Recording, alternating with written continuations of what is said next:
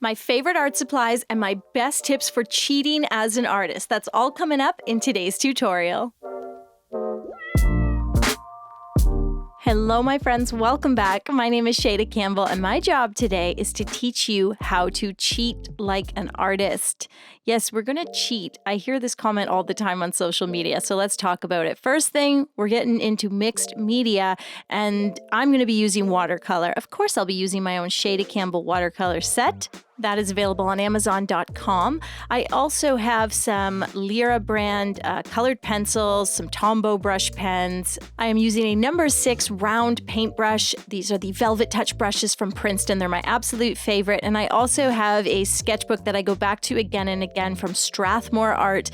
And it's just like a little 5x8. I just find it to be the perfect size, really good paper quality.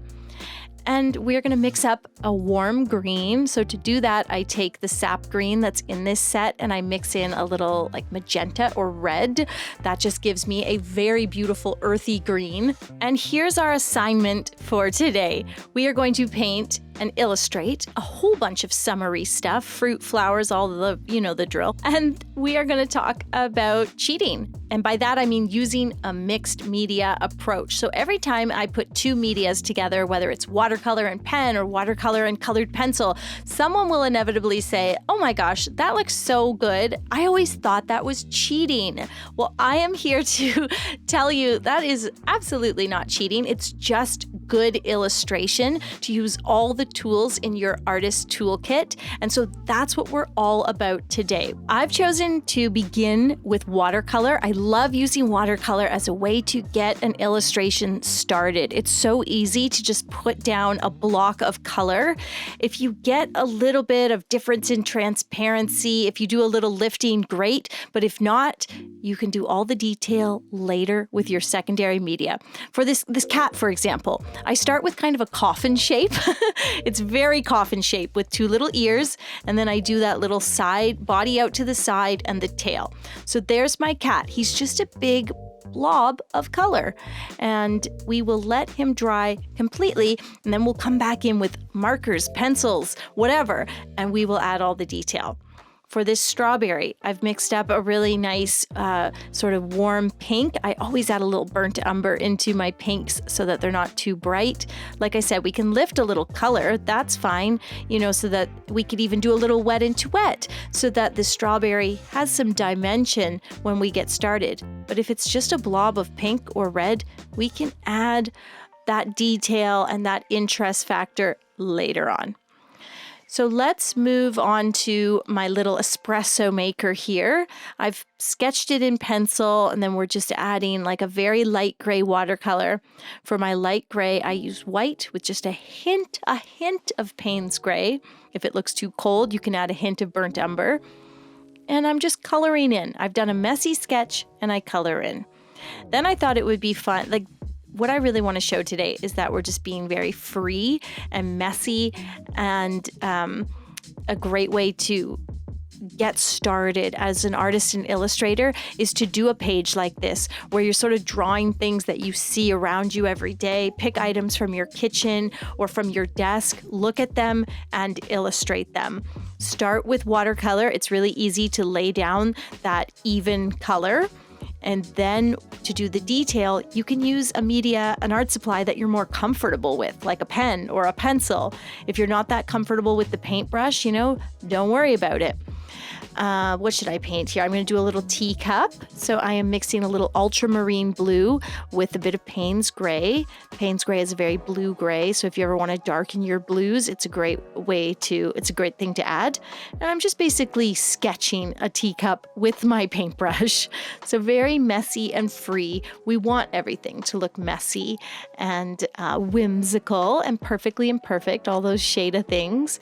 I'm doing a big mauve lavender colored shell in the middle here. So I'm just trying to think of summery things that would be fun to illustrate. I ended the watercolor portion by doing a few flowers just to fill in negative space. And then we let that dry completely. Take a step back from your sketchbook as you let it dry. How does it look? maybe it doesn't look that impressive. Honestly, I don't think mine looks like anything special.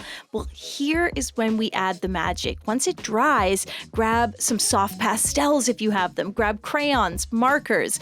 Right away, I've got this flower that was kind of supposed to be sitting on top of a leaf. And there, I've fixed it. It doesn't look perfect, but it already looks better. This orange, it looks a little flat. Let's be real. It doesn't look rounded. It doesn't look three-dimensional. It doesn't have any detail. So I'm going to come in with some light red and almost orangey brown colored pencil and do a little shading, do some dots. I mean, these leaves on the flower, they could use a bit more detail to really pop, and that's exactly what we're going to add.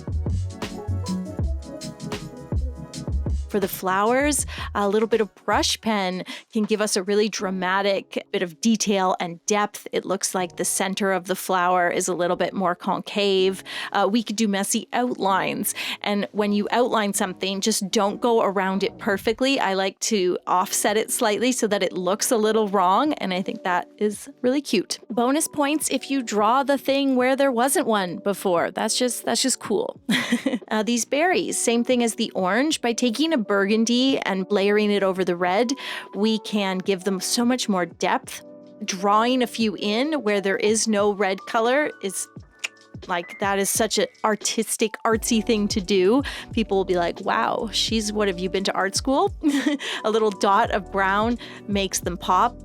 Now for the strawberry, I started with a dark red colored pencil, did a little shading, but then I reached for my pink pastel. I just love the texture, the look of the pastel on the paper. When you don't blend it, you get that beautiful texture, and that's what this exercise is all about. Finding out what you really like, what speaks to you. Maybe you don't like the look of the texture, or maybe you really love adding marker over top of watercolor. Get comfortable breaking the rules. See what feels good to you, what you like the look of. Try using pencil crayon over your pastel. It could work. I used it for the strawberry seeds. And then let's talk about this cat, because we said we get back to the cat. So I started with some kind of honey browns, trying to shade his lower body.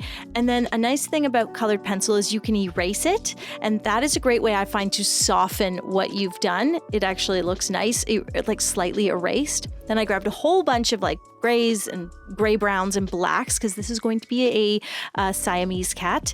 And I shaded the tip of his tail. So you can see I didn't have to do any of that with watercolor. I just did a brown coffin-shaped cat, and I will worry about all the coloration later. So using a very dark gray-brown for his tail, his front legs and paws. I did a little darker coloration on the ears and top of the head, and just kind of shading with some different browns. I've got a whole bunch of colored pencils here, so I was sort of just seeing what I liked the look of and what worked.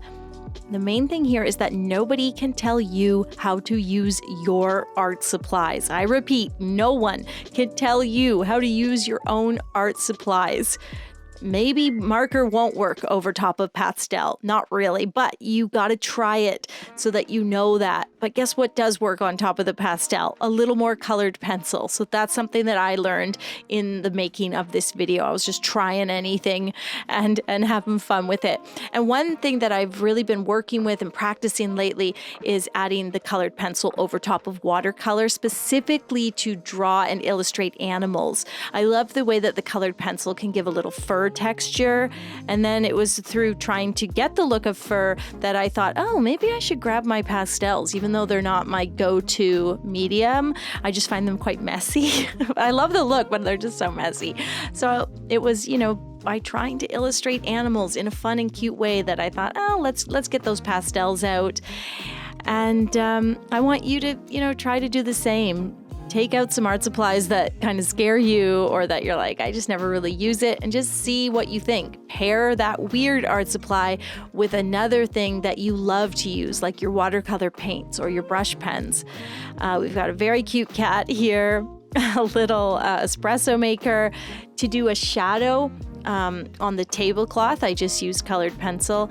And then at this point, I was really all about just trying to fill in space and not have too much white page. So I drew another strawberry there. It actually doesn't look any different from the watercolor one, so I thought that was kind of interesting. I just did colored pencil with the pastel, and it looked basically the same.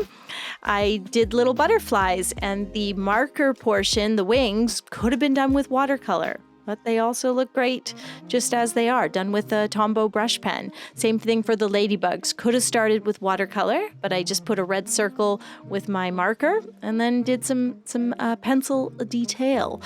Yeah, this was a lot of fun to produce. I hope that you'll give it a try. If you don't have all the art supplies that you see in this video, remember, just use what you have. You don't have to go buy anything. This is about play, experimenting, and learning to cheat like an artist.